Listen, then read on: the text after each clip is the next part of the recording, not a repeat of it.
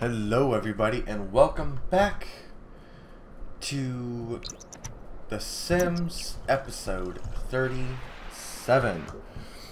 So in last episode I told you I'd tell you all about the bullshit I was going through.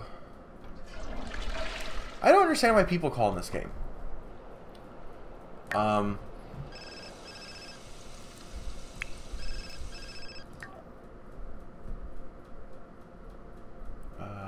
Nah. Oh, looks like Summer's gonna go swimming again.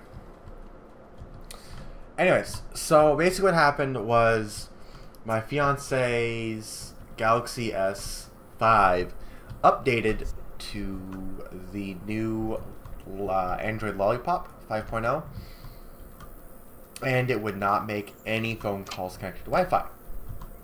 And I was asleep at the time, like I always am. And so she went down to the T-Mobile store, and the guys there were like, "Oh, you just need to get a new phone." And then right as she was signing the new contract for the phone, they said, "Oh, you can also do the manufacturer's return." So she came home. I woke up, saw that she had a new phone, went down there. The manager of... So basically, I went down to T-Mobile, talked to the guy, and then the stupid Mexican kid working at T-Mobile in Buckeye. Never go to the T-Mobile in Buckeye. There's only one, because it's a small town. Do not go to it. The Mexican kid was giving me attitude, so I said, "I need to talk to your manager." The manager was sitting right behind me, looking like he's about to fight me. You know, this is, you know, I'm a big guy. I'm like around 220 pounds, I think. Last time I weighed myself, I was 100. No, I was 208 to 212, depending on if I ate or not. But anyways, so the manager was giving me grief. He was lying through his fucking teeth, left and freaking right too. He was saying that my fiance was nothing but a liar. Either it can go one of two ways. You can get the hell out of the store, or you can keep the fucking phone. And I said, "No, I'm not going to do that." And I threatened to call the cops. He's like, "Do it." I'm like, "Yeah, I know how it is. You mainly say I'm going to call the cops when you just want them to do something because they're being assholes about it." So what I ended up doing was going out to the car and calling T-Mobile. Told corporate all about the bullshit. They gave me a $70 credit. Excuse me. On my phone bill, and just said you're gonna have to go in to pay the $50 return fee for the phone, and then the extra 20 will be for something else. So we went ahead and got the other phone, or her old broken phone back, and then T-Mobile said we wouldn't get the phone till like 2 days later because we had called it like at a weird hour in the evening. We still got it the next day, like around 10 a.m. So congratulations, T-Mobile corporate, you did a good job. But the other thing is towards the end of my visit at the T-Mobile store in Buckeye, I see this big dude, and I recognized him. He was the old district manager in Mesa for the T-Mobile, because I used to go in there a lot because I was always getting different phones because mine would just keep breaking. And he wasn't dressed up nice. He didn't have a T-Mobile tag or anything like that. He walked in there, and you could tell this guy was pissed off. And I mean, like, really, really pissed off. So we left the T-Mobile store. Oh, sorry. I'm very bad at storytelling, just so you guys know. I had to go out to the car several times. Each time I went out and came back in, I lost my spot in line. Each fucking time. So, anyways, going back. We went to Wendy's, grabbed some dinner, and Wendy's is kind of across the street from the T-Mobile. As we're done and we're walking back to the car, there was nobody in the store. Like, I want to say, oh, Oh shit, yeah. Hang up, girl. You know you got time. I think what happened was the district manager pulled every single employee into the back and was chewing them out. And I know from experience, if a district manager has to come in not dressed nicely or not dressed with something that says the company name, somebody's getting fired. And I'm pretty sure the store manager and the associate who sold my fiance the piece of shit phone and lied to us, called her a liar, called me a liar, called me stupid, called her stupid, got fired. And that's the thing is I've had nothing but issues, and I mean nothing but issues, going into a T-Mobile store. But every time I've had to call in, it's been just fine. They take care of me. They're more than willing to help me out, all this other stuff. That's sad. T-Mobile, you guys need to get your shit together. You have a great company. You don't charge nearly as much for the crap that Verizon sells. You don't lock us into a 2-year contract. You don't do a lot of things that Verizon does. And, you know, dealing with the whole issue, I don't recommend T-Mobile if you're the type of person that goes in to a store. I will only recommend them if you prefer to deal with the people over the phone. Because those people are the only people that are treat you nicely, not screw you over. Now, what is it, 3 months before all this happened, I had to get a replacement phone. Because my phone charger fried my Note 3. Shut up, Nina, I'm trying to talk. Oh shit, Nina, you're late for work, girl. Stop talking to yourself. So anyways, with that one, I had to go in for manufacturer's defect. I got charged $175 to get their phone replaced because the associate that took that phone from me and put in a repair order or a replacement order for the next one lied. Basically what the damages were to the phone. But I had to call, I think, customer care 3 to 5 times. The last time they fixed it. The times in between they couldn't. But I would still recommend T-Mobile for anyone, and I mean anyone, who's trying to save money at all. Ooh, good job. Good job, Mr. Redout. Play video games, huh? First thing you're gonna do is play a game, BitBlock. Then you're going to play some chests. So, but you know, everybody has their own issues. Some people have never had a problem with T-Mobile. Some people have had big problems with Verizon. Some people haven't. You know, it just depends on the situation. It seems like for me, I'm a technical guy. I love electronics. I love tinkering with electronics. It seems like more stuff goes wrong with me. So if you're a technical person, I feel like you're going to have to deal with more crap than if you're someone who isn't. So, yeah. Basically, all I have to say about that. But it's still not as bad as Comcast. Comcast sucks dick. I don't use Comcast. I've only used it once, and that was for a total of 1 year. But I don't hate them for what you think. I hated them because they were charging me the exact same price for, like, what was it, 7 megabits per second download, which is crap. You can't play games on that crap. I mean, you can, but it's not as good as it should be.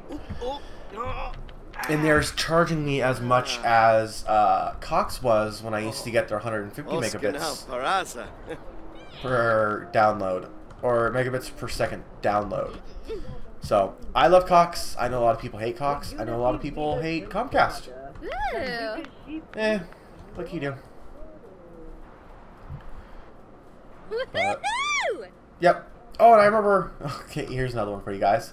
I remember when Titanfall first came out, I was happy. I wanted to buy everything.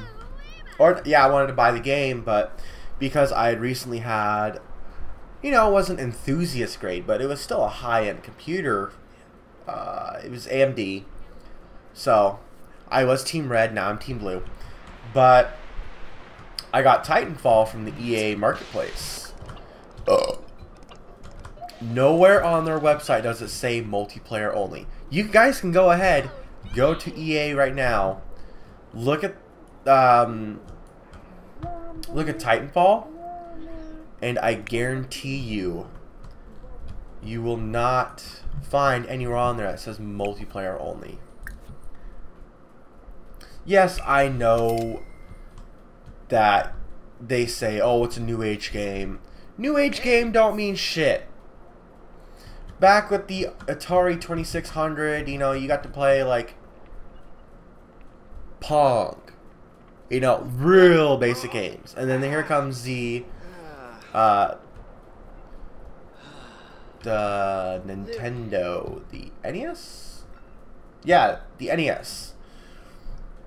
Yeah, the Nintendo Entertainment System. That was amazing. That is new age gaming, not it's multiplayer only. New age gaming means it's groundbreaking, it's brand new, and it's going to change the way gaming is permanently. You know, and you know, there's always upgrades and stuff like that, blah blah blah. But I still find it kind of dumb. I couldn't get my refund from EA at all. So I have Titanfall on my computer. Oh, the reason why I want to return it is because I waited in the lobby for 2 hours. And I'm serious. 2 hours. Could never get into a match. Never. That pissed me off a lot. Work tomorrow too. So we're going to have him eat. But maybe I'm just a knucklehead. Because, like, I think I know a lot about computers. I can tell you that I can tell you how to overclock an AMD processor, no problem. I can tell you all the steps you need to do, all that other stuff. Intel? Not as much. I mean, I had with the AMD the FM2 6800K. It was unlocked. Yeah. I got that guy stable at just shy of the magic 5.0 gigahertz. I mean, I got damn close. I was 4.9. And sometimes in the computer, when I was running certain applications, it did jump over 5.0. It wasn't stable, but you know, I definitely knew how, like, okay, so I got an all-in-one computer CPU cooler. Did all that. Put the thermal paste on. You know, this is a computer I built for myself. My very first computer I built, which is sadly not working at the moment because of a dead motherboard. But it happens. Computers break, and that's the thing. When you guys overclock, you really do need to expect it to fail. It's not an if, it's a when. It's going to fail. It could fail spectacularly, like a fire, or it could just never boot. My computer, for whatever reason, the motherboard BIOS got corrupted. I think it was because of a power failure, which we had like the night or two before. Whoa. But that's besides the point. Now, with Intel, I know how Intel works. I love Intel. Granted, in this computer, I have one of the hottest CPUs Intel has made to date. I have the 4770K. Ah. And it's funny, because when I was looking at it, I saw the 4790K. And I'm like, oh, it's $20 more. I'm going with the 4770K. Tarka. Ugh. Oh my god. This computer with an all-in-one CPU cooler, it was like it was a cooler, an Antec cooler. Don't ever buy that brand because you can't reverse the fan directions or any of that crap. But I would still be hitting, I'd actually be throttling the system when I do my renders in Sony Vegas. And so I went ahead and got the Cooler Master Neptune 240L, I think. I bought it. Guess what? One of the fans didn't work. One of the 140mm fans didn't work. Called Cooler Master. Still haven't gotten a call back. I call them every 2 days or so. Still don't get a call from them. But luckily I had enough money to go to Newegg and get better fans. I actually ended up going with a Noctua. 2 140mm Noctua fans. What are you doing? Oh, she wants to swim again.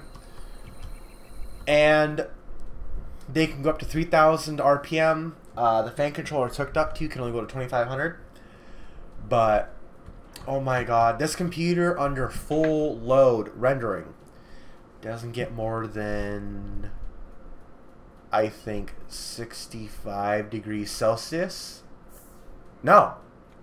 50, 57, 58-ish. That's really good. Nina brought home $63 from work today. What the fuck? How much you get paid, girl? $9 an hour. Man. Mischievous interactions. Nina, you get to troll the internet forums. Socialize. Troll the tech forums. So, but like I have done a little bit with overclocking Intel. I haven't touched VCore. I have no idea what VCore does. I've looked at everything. I don't understand it at all. Menzu.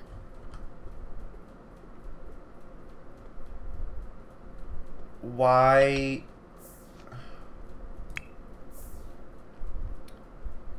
Oh, okay, whatever. And after that, you need to go to sleep, dude.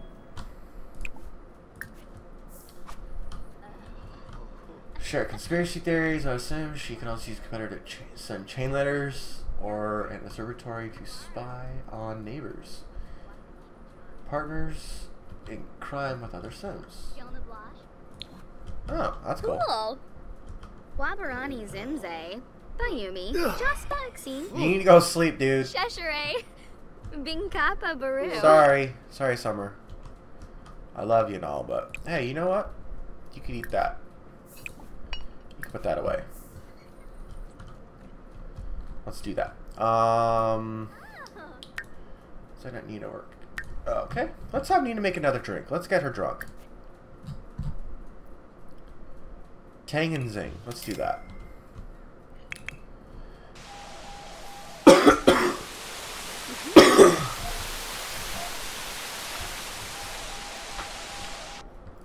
But yeah, those are my experiences. I've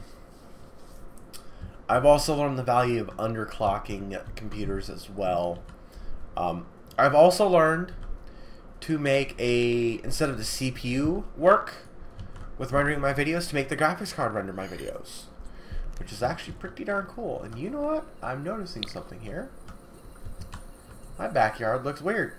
That porch looks like crap.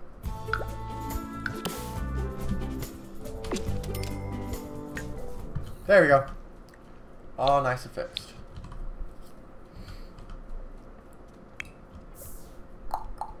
Wash dishes. Alright. So I think I will end the episode here. I thought I saw something move out here. So until next time, guys. Remember, all computers are two giant capacitors. Until next time, guys, I'll see you later.